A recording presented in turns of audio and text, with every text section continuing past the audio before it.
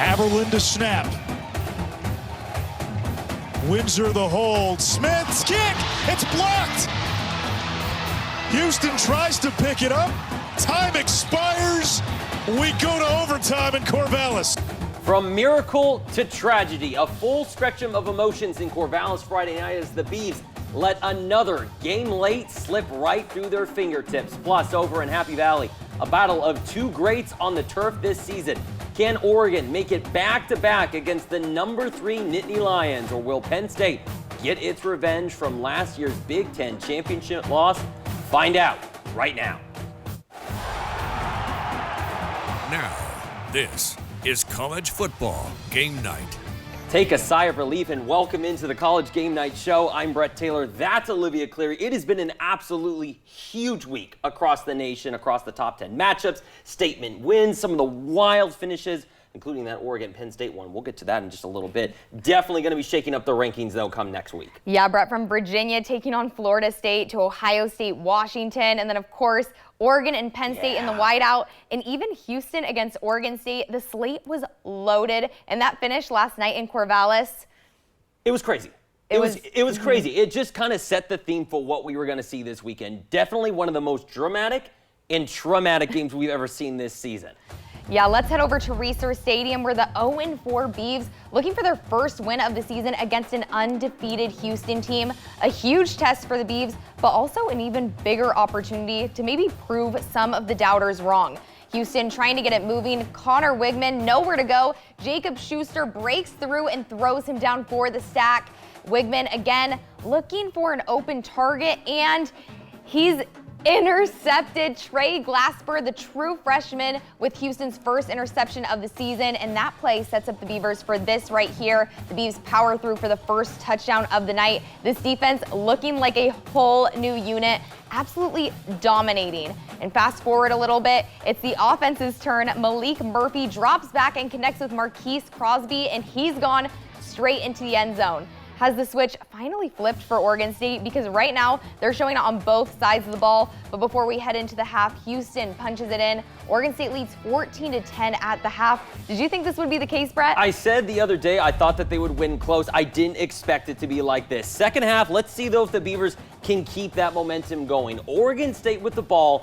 Handoff to Cornell Hatcher Jr. and look at that lane wide open. The Red Sea parts and Hatcher cruises to an 18-yard score. Beavers just in this lead 24-10. They lead by 14, but Houston would not go down without a fight. Wigman lets it fly. It's Stephon Johnson caught in the end zone, and just like that, the Cougars strike back just like the Empire, and Houston's not done letting up yet. It's Wigman to Tanner Kozol, open in space, and he is gone. Off to the races. It's a Cougars touchdown, and we're tied at 24. Oregon State defense looks like it's lost a step. The Beavers have an opportunity to win the game late with Cameron Smith on Houston's side, ball tipped.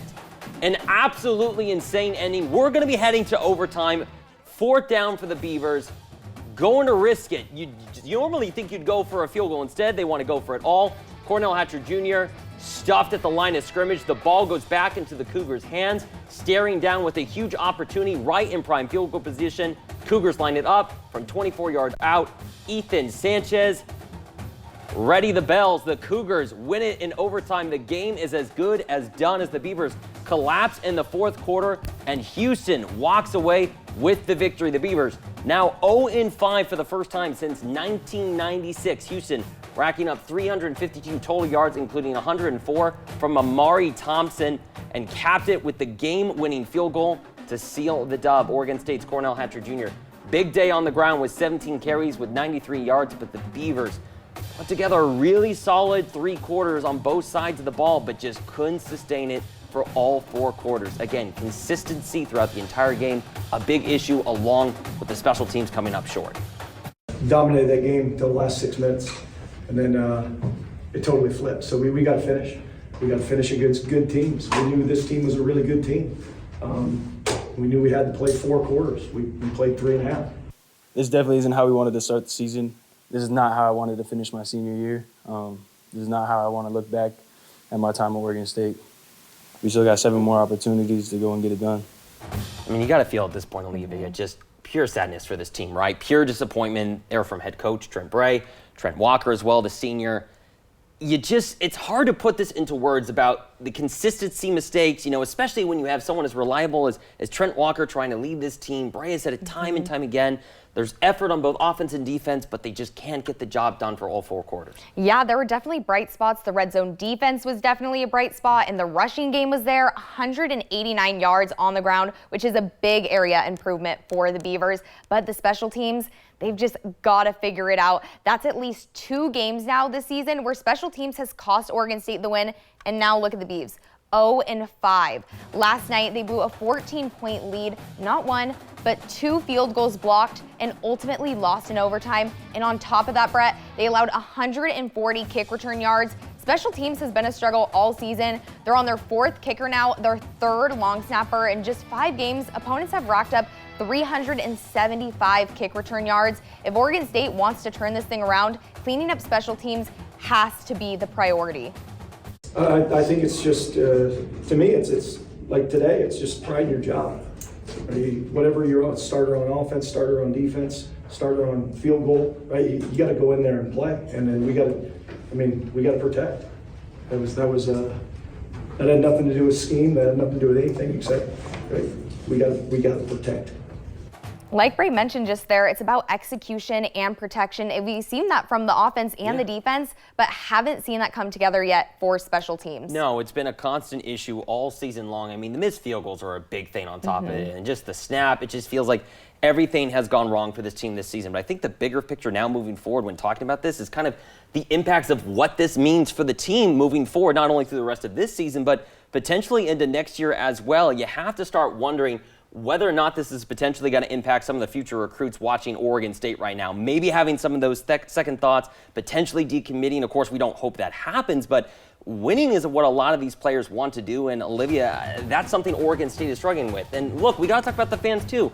I know what's on your screen right now, very small sample size, but last night after the loss, I put up a poll on X asking Beaver fans just how bad this loss was. 63% gave it a 10. A 10. And even when looking at the rest of the numbers, you could tell fans were obviously extremely frustrated with last night's game. Yeah, and I mean, I was there last night setting up my live shot for our Friday night show, and the fans were not happy. Walking across by the camera, same things. They should fire Trent Bray. Typical Oregon State game. I mean, these fans were not happy at all. And these are things that don't typically happen for Oregon State. But look, I want to get to the main point. The point is, Beavers got to start winning some football games, and they got to start winning them fast. Yeah, and if they don't, starting next week, the Beavers could fall to 0-6, and that would be their worst start to the season since 1991, when OSU lost 10 straight to open the year. It's hard to believe. And that, by the way, wasn't still their worst season ever. That belongs to the 1980 squad when they lost all 11 games that season. They didn't have a single win, so hopefully history does not repeat itself. Now, of course, while the Beavers continue to obviously search for answers after last night's loss, Oregon football found itself tonight looking to make another big statement on the road with a rematch of last year's Big Ten championship game.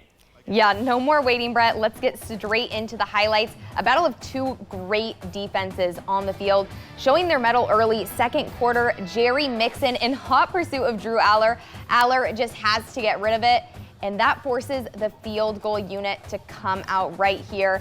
And Ryan Barker, Tio knocked down a 49-yard line drive. It's up, it's good. Penn State takes the lead late in the first half, but here come the Ducks with their own opportunity. Dante Moore, plenty of time in the pocket, tries to connect with DeCorian Moore, and nobody's home. Oregon also forced to kick a field goal. They missed earlier, so redemption for Atticus Sappington. His prayers are answered. Oregon, Penn State head into the half tied at 3. We knew this game was going to be great, Olivia. Apologize about the audio issues right there, but I don't think anyone expected this. Keep bringing me more insanity. Second half, De'Aaron Hill Jr., 24 yards deep into Nittany Lion territory. That's what I'm talking about. Oregon is within striking distance. One reverse fumble call later. It's Moore through the air to D-air. Full steam ahead. Touchdown, Ducks, quack, quack. Oregon is the first into the end zone, and the momentum quickly switching into Oregon's favor. Next Ducks drive, Jordan Davison, how you like me now? The Ducks are taking over Beaver Stadium and the whiteout, but none of Aller has anything to say about it, getting his own prayer answered on the play action to Devontae Ross. 35 yards to the back of the end zone. The Nittany Lions are fighting back And we've got a game in University Park, final seconds of the fourth. Penn State needs a touchdown to send it to overtime. It's Aller. The trickery completely fools everyone on the connection to Ross to tie this game up. What in the world is happening at Beaver Stadium tonight? And then in double overtime, the madness continues. Oregon scores back-to-back. Aller needs an answer. Wrong answer. Dylan Thieneman with the biggest interception of his career. Hands number 3 Penn State its first loss of the season. And this is big because this is the remaining schedule going forward for the Ducks over the next couple of weeks. Yeah, I mean, it's a tough schedule with number 11, Indiana, a team you do not want to sleep on, but that confidence from this Penn State game is certainly going to carry over. It's going to be huge. And then a quick road trip up to Rutgers before taking on Wisconsin at home. Another bye week before a big game test against stout defense of the Iowa Hawkeyes.